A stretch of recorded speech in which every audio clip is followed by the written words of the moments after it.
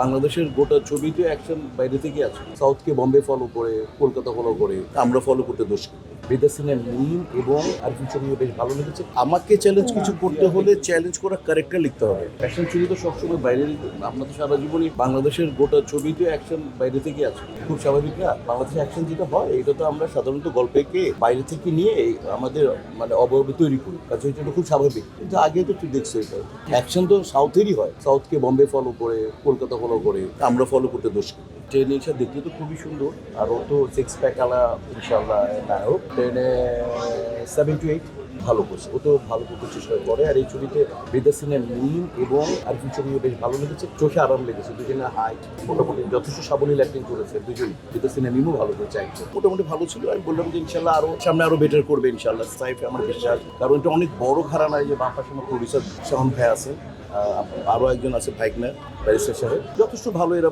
অসম্ভব ভালো একজন প্রডিউসার, উনি অসম্ভব ভালো। এবং আমি তো বললাম সাইফ ইনশাল্লাহ আগে থেকে ভালো করেছে এবং সাইফ সামনে আরও বেটার করবে।